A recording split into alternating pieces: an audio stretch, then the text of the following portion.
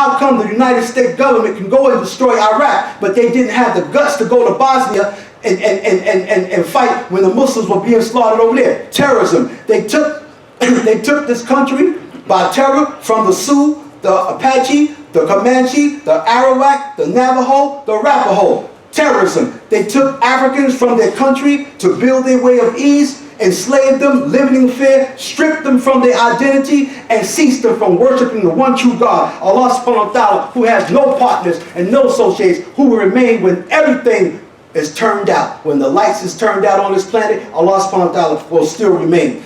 The Americans bombed Grenada and killed innocent civilian women and children. Terrorism. They bombed black civilian communities of Panama, unarmed teenagers, pregnant mothers, and hard-working fathers. Terrorism. They bombed Gaddafi's house and killed his child. Terrorism. They bombed World Trade Center and killed thousands of men and women. Now you want to try and paint a picture of the Muslims, the most ugliest picture of a Muslim, you understand, which is really, you understand, the worst of yourself. Every time something goes down, they want to blame the Muslim. The whole purpose is to shut Islam down. They're trying to stop something that Allah subhanahu wa ta'ala has already established 50,000 years ago before He created the heavens and the earth. You can't stop it. Allah is the control of the heavens and the earth. No true believing Muslim takes the lives of innocent people. No true believing Muslim kills other Muslims. And no true believing Muslim takes his own life. This is not Islam. This is not in Quran. This is not the Sunnah of Prophet Muhammad sallallahu alaihi wasallam. We have the greatest guidance in the world that's been given to man. Over 1.5 billion Muslims in the world believe in Allah and His Messenger, and they bow down humbly and worship every day, 5 times a day, because of faith and knowledge. And the enemy of Islam has been trying to stop the rise of Islam because it's about money and it's about control. Brothers and sisters, they don't care who they kill, they don't care who they die or who they destroy. It's about money. Because cigarettes, drugs, guns is the most profitable business in the world. Look at all the dreadful diseases that we have in the world. You don't think that they have a cure for most of them? Of course they do. But the reason why they don't want to put out the cure, because the money's in the medicine. So they provide you with this medicine that prolongs your life, but it doesn't cure you. So eventually you die. Because it's all about money. They don't care.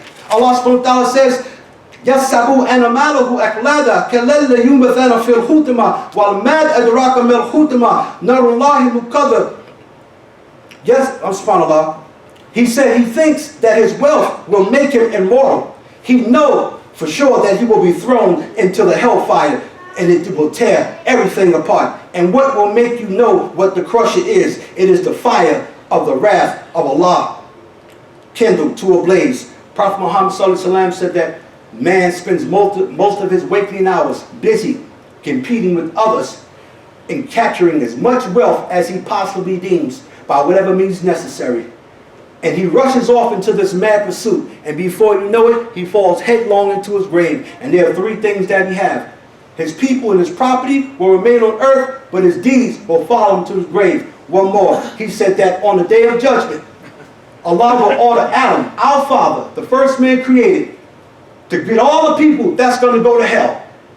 And he's going to say, oh Allah, how many? He said, from every 1,000, take 999 to hell and 1 to paradise. Take 999 to hell and 1 to paradise. When Prophet Muhammad sallallahu alaihi wasallam told his companions this, they became very, very sad. And he sensed that. So he said, I hope that half of my ummah will be the people of Jannah. And one of them jumped up, Allahu Akbar, Allahu Akbar. Then he said, all of my ummah will go to Jannah, except for those who refuse. Who will refuse? Those who disobey me. Those who refuse to follow the commands that's been given to them are the people who disobey. All you got to do is follow the commands of what what Allah and His Messenger has given to you, and you're good. If we're going to come together as an ummah, this is in every community. Every community. I'm not talking about this one. I'm talking about everywhere. We must have centralized leadership. What is centralized leadership? Centralized leadership is a management structure where decision making is done at a higher consolidating level by those with a broader perspective that includes having amassed considerable knowledge and information about what needs to be done in a centralized organization. That's it. Allah says, this day I have perfected your religion and completed my favor on you and have chosen for you Islam. We have the best knowledge that a man could ever have. If anyone desires a religion other than Allah, if anyone desires a religion other than the Islam, total submission to the will of Allah, in the hereafter he will be in the ranks of those who have lost all spiritual good. The only religion that's going to be acceptable to Allah subhanahu wa ta'ala is Islam.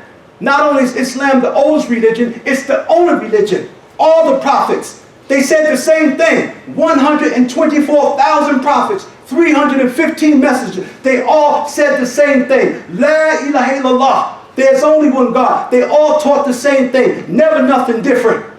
So when you come with something different that Allah and His Messenger didn't say, you better be careful. And I say this to you, and then we close. And Allah la yughayyiru ma biqawmin hatta yughayyiru ma bi anfusihim. That's the key. Allah will not change the condition of a people until we change the conditions of ourselves.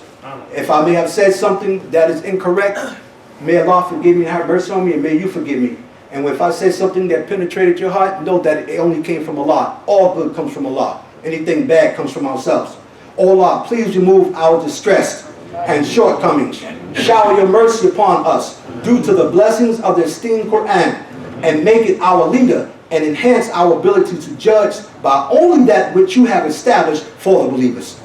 We ask from your immense favor to guide us, bring back to our mind what we have forgotten from the Quran, and teach us that which we don't know from it, and enable us to recite it regularly during the night and during the day. O Creator of the universe, please make the Quran an intercessor and a supporter for us on the day of judgment, and grant us the highest station in Jannah, paradise. Ameen. اللهم صل على محمد وعلى ال محمد كما صليت على ابراهيم وعلى ال ابراهيم انك حميد مجيد بارك على محمد وعلى ال محمد كما باركت على ابراهيم وعلى ابراهيم انك حميد مجيد كما تصلى. الله أكبر الله أكبر أشهد أن لا إله إلا الله أشهد أن محمدا رسول الله حي على الصلاة حي على الفلاح قد قامت الصلاة قد قامت الصلاة الله أكبر الله أكبر لا إله إلا الله. The brothers